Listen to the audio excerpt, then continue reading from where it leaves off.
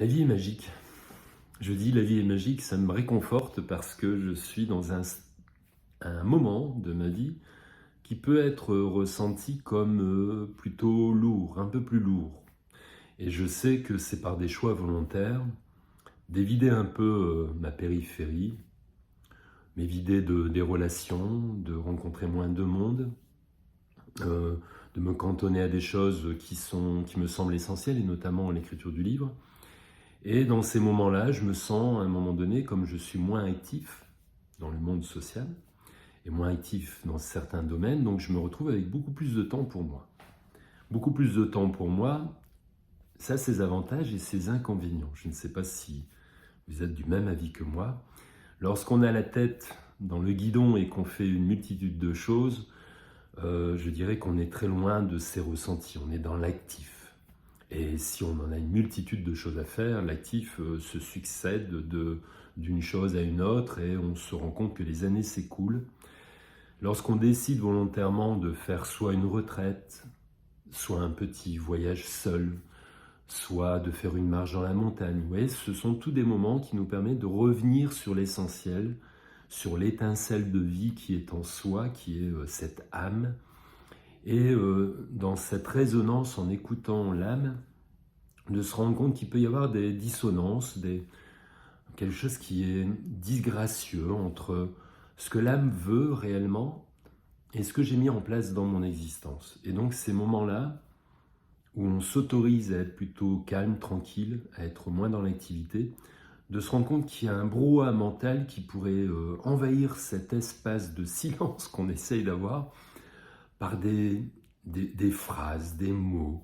On revisite, enfin je revisite, peut-être vous également, mais une tendance à revisiter mon passé, et puis de me sentir pas crédible dans ce que je fais, de sentir que je suis parti dans tous les sens, et puis que aujourd'hui je ne trouve pas le sens réel de ma vie.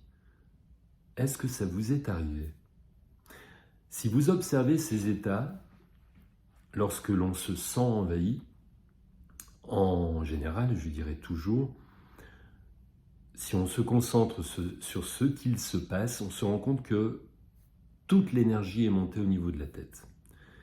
Et c'est le brouhaha mental qui nous instaure une forme de relation à soi qui est très compliquée, puisque ce sont des phrases, des croyances. Vous voyez là, aujourd'hui, j'ai ce projet de livre, et dans ces moments de silence, dans cette manière d'observer mon passé, de me dire mais quel est le sens de ma vie, j'en viens à poser du doute et des doutes sur ce que je place comme projet vis-à-vis de ce livre. Et les phrases qui pourraient venir, mais tu n'es pas légitime de faire un bouquin. Tu as été jusqu'au CAP, tu n'as aucun diplôme réel dans le domaine de la scolarité, tu n'as pas de bac, tu n'as rien de tout ça. Voilà, tu étais... Enfin, t'avais une difficulté à écrire des lettres sans faute, encore aujourd'hui d'ailleurs.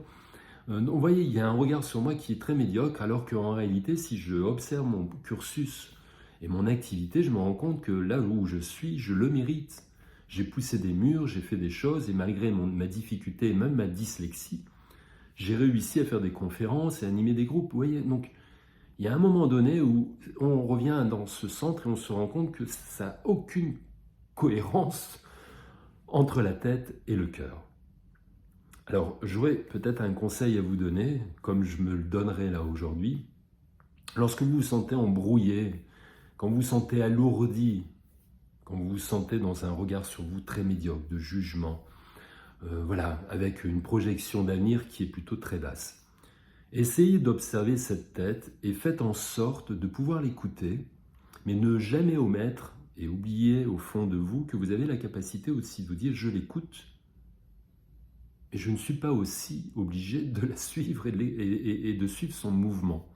Et essayez de revenir à quelque chose d'essentiel, c'est de revenir sur quelque chose qui serait en rapport avec votre âme, donc d'être plutôt en cohérence avec ce que vous pourriez mettre dans votre vie, là maintenant, pas dans 2 ans.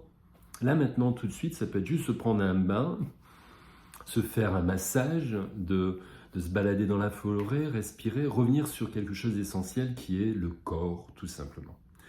Et vous verrez qu'à un moment donné, si vous réussissez à nourrir ce corps, l'âme s'en réjouit, et si l'âme s'en réjouit, le mental s'efface.